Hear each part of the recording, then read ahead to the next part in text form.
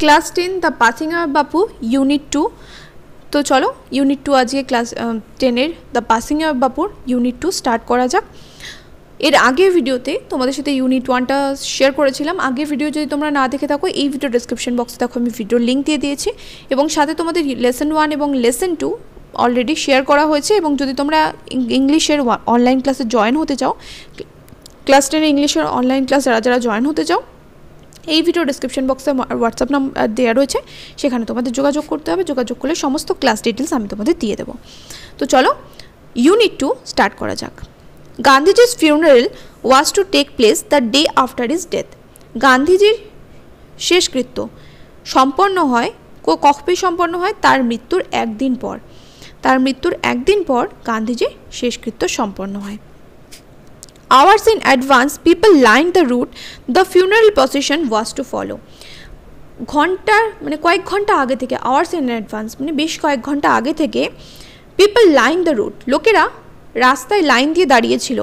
কোন রাস্তায়? যে রাস্তা দিয়ে শোক মিছিলটা যাবে, মানে গান্ধীজির শোক মিছিলটা যে রাস্তা দিয়ে যাবে সেই রাস্তায় লোকেরা বেশ কয়েক ঘন্টা আগে থেকে লাইন দিয়ে দাঁড়িয়েছিল, মানে সারিবদ্ধভাবে দাঁড়িয়েছিল। Padma Shri Mrs Naidu's daughter spoke for us all when she said simply we will walk. Mrs নাইডুর মেয়ে পদ্মশ্রী পদ্মশ্রী আমাদের সবার হয়ে বলল, কি বলল? যখন সে কথা বলল, we will walk, আমরা হাঁটবো। It is the last time we shall be walking with বাপু, এই শেষবার আমরা গান্ধীজির সাথে হাঁটবো। এর আগে আমরা অনেক কঠিন সময় গান্ধীজির সাথে হেঁটেছি, অনেক ভালো সময় গান্ধীজির সাথে হেঁটেছি, এবং এই শেষবার আমরা গান্ধীজির সাথে হাঁটবো, এবং তারপর আর কোনো দিন আমরা গান্ধীজির সাথে কিন্তু হাঁটতে পারবো না। তাই এই শেষবার আমরা গান্ধীজির সাথে হাঁটবো। ইট ওয়াজ অ্যান অ্যাগোনাইজিং ওয়াক, এটা কিন্তু কোনো রকম আনন্দের হাঁটা ছিল না। ইট ওয়াজ অ্যান অ্যাগোনাইজিং ওয়াক, এটা ছিল একটা যন্ত্রণাদায়ক হাঁটা। কারণ সমগ্র ভারতবাসীর কাছে তাদের দেখে কি মনে হচ্ছিল যে যারা গান্ধীজিকে ভালোবাসতেন প্রত্যেকে শোকাহত হয়ে রয়েছে, কেউ মেনে নিতে পারছে না যে গান্ধীজি মারা গেছে। তো তাদের প্রিয় নেতা একজন মারা গেছে বা প্রিয় মানুষ মারা গেছে, তাদের মনে এখন হচ্ছে যে এখন আমার কি হবে, তাই তাদের যন্ত্রণা হচ্ছে মনের মধ্যে। তাই জন্য এখানে বলছে যে অ্যাগোনাইজিং ওয়াক, মানে কেউই তাদের কাছে কারোর কাছে কিন্তু এটা আনন্দের বা খুশির বিষয় কিন্তু ছিল না যে গান্ধীজির সাথে হাঁটছি খুবই ভালো ব্যাপার না। এই হাঁটাটা কিন্তু ছিল যন্ত্রণাদায়ক হাঁটা, কারণ তারা বুঝতে পারছিল যে এরপর আর কোনো দিন আমরা গান্ধীজির সাথে হাঁটতে পারবো না। Thousand silently watch the procession, হাজার হাজার লোক নীরবে এই শোক মিছিলটা দেখছিল। প্রসেশন মানে হচ্ছে এখানে বলতে পারো শোক মিছিল। বাপু lay on an open truck covered with flowers, বাপু একটা খোলা ট্রাকের উপর শুয়েছিল যেটা কিনা ছিল ফুল দিয়ে ঢাকা। থাউজেন্ডস অফ পিপল ওয়েভড, হাজার হাজার মানুষ কাঁদছিল, ওয়েভড মানে হচ্ছে কাঁদা। Trying to touch Bapu's feet, তারা কি করছিল? বাপুর পা ছোঁয়ার চেষ্টা করছিল।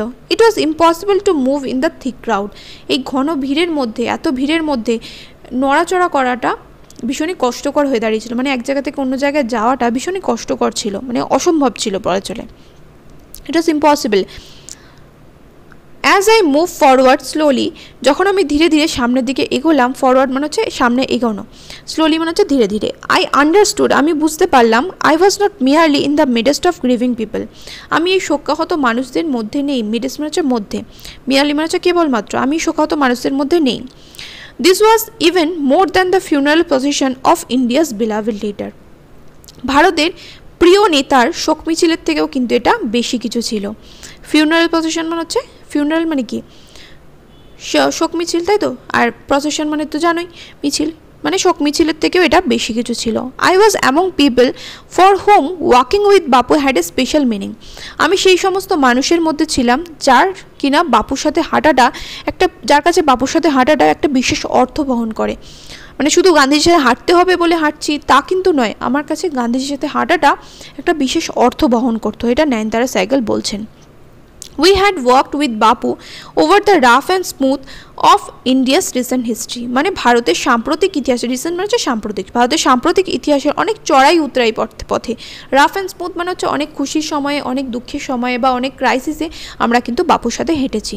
রাফ অ্যান্ড স্মুথ এখানে বলতে পারো চড়াই এবং উতরাই পথে, অনেক ভারতের সাম্প্রতিক ইতিহাসের অনেক চড়াই উতরাই পথে আমরা বাপুর সাথে হেঁটেছি। We could not now accept the fact that the man who had led us over many difficult paths was going to walk with us again.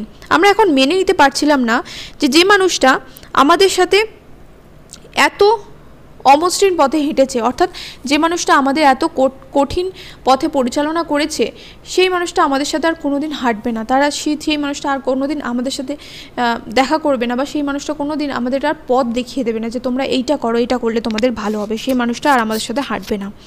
বাপু's slight figure had walked staff in hand over a large part of India. বাপু তার ছিপছিপে শরীর নিয়ে, হাতে ছড়ি বা লাঠি নিয়ে কি করেছিলেন, ভারতের বেশিরভাগ জায়গা, ওভার এ লার্জ পার্ট মানে ভারতের বেশিরভাগ জায়গাটা তিনি হেঁটে পার করেছিলেন, উনি হেঁটেছিলেন। To walk is to make slow progress. হাঁটার মানে হচ্ছে ধীর অগ্রগতি, যেহেতু হাঁটছি আমরা মানে ধীরে ধীরে এগিয়ে যাচ্ছি। It is to think with clarity and closely look at all that is around you. এটা কী করে, এটা স্বচ্ছতার সঙ্গে ভাবতে সাহায্য করে এবং চারপাশের যে জিনিসগুলো, আমাদের চারপাশের যে জিনিসগুলো রয়েছে সেগুলোকে কাছ থেকে দেখতে সাহায্য করে। From small insect to the Horizon in the distance. ছোট পোকামাকড় থেকে শুরু করে দূরের দিগন্ত রেখা। মানে হাঁটলে কি হয়, একটা স্বচ্ছতার সঙ্গে এবং কাছাকাছি সব কিছু যা কিছু আমাদের চারপাশে রয়েছে সেগুলো আমরা নিজেদের করে মানে নিজেদের কাছ থেকে দেখতে পারি, সে দূরে ছোট পোকামাকড়ই হোক না কেন বা দূরের দিগন্ত রেখাই হোক না কেন। Moreover, to walk was often the only way open to the average Indian. সাধারণ ভারতীয় অধিকন্তু, moreover মানে অধিকন্তু বা এছাড়া হাঁটা হলো এমন একটা পদ্ধতি যেটা কিনা সাধারণ ভারতীয়দের কাছে খোলা ছিল, মানে সাধারণ ভারতীয়দের কাছে একমাত্র খোলা পথ ছিল হাঁটাটা, এছাড়া কিন্তু কোনো পথ ছিল না। ইট রিকোয়ার্ড নো ভেহিকেল, এতে কিন্তু কোনো রকম কোনো যানবাহনের প্রয়োজন ছিল না। ভেহিকেল মানে হচ্ছে যানবাহন। Except his own body and cost him nothing but his energy. এবং এতে কোনো রকম কোনো কি প্রয়োজন হতো না, ভেহিকেল মানে কোনো যানবাহনের প্রয়োজন হয় না। এক্সেপ্ট হিজ ওন বডি, শুধুমাত্র নিজের শরীর, এবং কি ছাড়া, এনার্জি ছাড়া মানে শক্তি ছাড়া কিন্তু আর কিছুর প্রয়োজন হয় না। গান্ধীজি টুক দিস নেসেসিটি, গান্ধীজি এই সুযোগটা নিয়েছিলেন। As he took much that was common place, এবং তিনি কি করেছিলেন, এটাকে সাধারণ মানুষের কাছে একটা আনন্দদায়ক প্রচেষ্টা মানে পরিবর্তন করেছিলেন। And transform it into a joyful effort, এবং এটাকে একটা সাধারণ মানুষের কাছে একটা আনন্দদায়ক প্রচেষ্টায় পরিণত করেছিলেন। মানে কারণ গান্ধীজি জানতেন যে সাধারণ মানুষকে যদি আন্দোলনে যোগ দিয়াতে হয় তাহলে একমাত্র পথ হচ্ছে হাঁটা, কারণ সাধারণ মানুষের কাছে না কোনো যানবাহন আছে না টাকা আছে যে তারা যানবাহন করে যাবে এক জায়গা থেকে অন্য জায়গায়, তাই হাঁটাটাই হচ্ছে একমাত্র তাদের কাছে খোলা পথ। এটাতে শুধুমাত্র নিজের শরীর এবং শক্তি ছাড়া আর কিছুরই প্রয়োজন নেই। তাই গান্ধীজি কিন্তু এই সুযোগটাকেই গ্রহণ করেছিলেন এবং তিনি কি করেছিলেন, হাঁটাটাকে সাধারণ মানুষের মানে সবার কাছে পৌঁছে দিয়েছিলেন। দেখো কমন প্লেস মানে লেখা হচ্ছে অর্ডিনারি, মানে সাধারণ করে তুলেছিলেন এবং এটাকে এক আনন্দদায়ক প্রচেষ্টায় পরিণত করেছিলেন। আশা করি ইউনিট 2 তোমাদের পৌঁছাতে পারলাম।